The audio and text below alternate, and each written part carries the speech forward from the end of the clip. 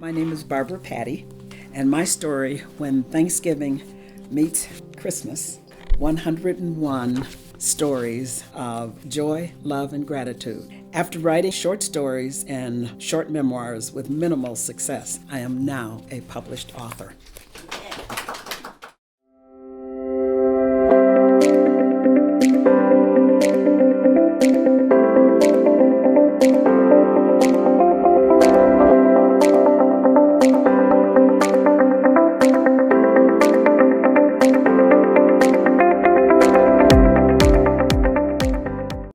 Creativity is thinking up new things. Innovation is doing new things, by Theodore Levitt.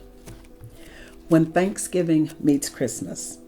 The tantalizing aroma of roasted turkey filled the air of the Metro Detroit home that my sister and I shared. My boyfriend had just arrived for our Thanksgiving dinner. This was the man I hoped to marry, and as a divorcee with a grown daughter, I was long past seeking my parents' approval. However, I was introducing him to my parents at dinner, hoping they would accept him into the family. I also needed to know if my southern style of cooking could pass muster with my Vermont-raised boyfriend. What can I say? I'm a good cook, but he didn't know that yet. Roger was also divorced with a preteen son with whom I got along. I'm a blend of southern and northern manners and know that family connections are important in building a happy, cohesive family. Roger, I wasn't expecting you until 3 o'clock, I said, surprised at his early arrival. I wasn't dressed for the company. I looked a little disheveled with all the cooking, but he didn't seem to mind, as he greeted me with a warm kiss. I came to help, he said, which made him a winner in my book. The only other man I knew who helped in the kitchen was my father. He didn't hesitate to assist when needed, wearing the butcher-style apron he had made for himself. When one of his male friends teased him about wearing an apron, he said, "I'm man enough to wear it." Thinking my boyfriend would just be in the way of our carefully planned meal preparations, I said, "Roger, could you please iron the tablecloth, set the table for 12, and put the floral centerpiece on the table?" He completed the task without hesitation and then said, "I brought fresh cranberries to make a cranberry relish." My sister and I looked at each other as she silently mouthed, "Cranberry relish?" That was something we had never tasted. Our cranberry sauce came in a can in a solid clump of jelly. I said, "Sure, that's so thoughtful of you." With that said, he asked for a measuring cup and a saucepan and started working. The popping sound of the boiling cranberries was a little disconcerting, but he seemed to know what he was doing. When he finished, he commented on all the food my sister and I had cooked. "Wow, did you cook for an army?" I laughed and said, "We always prepare enough for our guests to take food home for the next day. We're expecting 9 hungry relatives who won't have to cook tomorrow." When family members arrived, Roger helped put the food on the table. Our menu consisted of my roasted turkey and cornbread dressing, green beans with ham, mashed potatoes and gravy, my sister's mac and cheese, her homemade yeast rolls, cranberry sauce from the can, and Roger's fresh cranberry relish.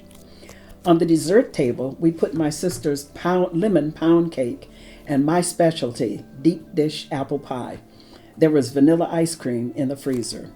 Our father carved the turkey as always, and the many dishes were passed. I noticed that not one member of my family sampled Roger's creation. My mother even turned up her nose at the sight of the dish as she passed it on. Of course, I put a spoonful of cranberry relish on my plate. I was hooked, but not only because I loved the man who prepared it. His sweet tart dish was delicious. That evening, after everyone left, I apologized to him because my family didn't even try his dish. He said, "No problem. That just leaves more for me." The man's a double winner, I thought. After everyone finished dessert and the leftovers were refrigerated, it was game time. We all like to play games, but Mother was a competitive word game player and hated to lose. I whispered to Roger, "Please let Mother win so she'll go home." He said, "That's not in my DNA." I saw the competitive spirit in his expression. We played her favorite word game until shortly after 10:30 p.m. when she beat Roger by one word. I knew then she would accept him into the family. The next step in our relationship was for me to meet his family. Roger, his son, and I traveled to freezing cold northern Vermont the day before Christmas. I met his parents, brother, two sisters, and several in-laws. They were warm and welcoming to me. On Christmas Day, dinner was held at the home of two of his aunts. We feasted on roasted turkey, squash, rice, potatoes, and gravy, tongue, pickles, peas, carrots, and a gelatin fruit salad. Dinner was delicious. But I was most impressed at the sight of the delicious-looking variety of pies I had never tasted before. They had chocolate, maple, cream currant, raspberry, strawberry rhubarb, mincemeat, boysenberry, and blueberry pies. When asked which one I wanted, I couldn't decide. One of Roger's aunts said, "Cut a sliver of each pie Barbara chooses." I selected all of the fruit pies and enjoyed every delicious bite. I was surprised to learn that his family also played games after dinner.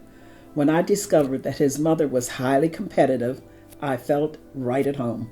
She liked playing card games and hated to lose, just like my mother. One evening, the family played her favorite card game until well after 1:30 a.m.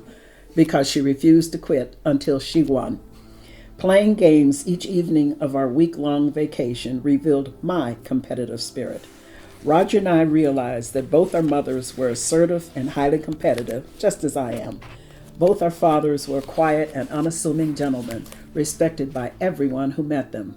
Roger, like our fathers, is a well-respected gentleman.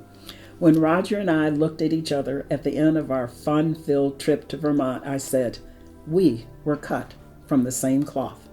That makes it easy to fit into each other's lives." He agreed.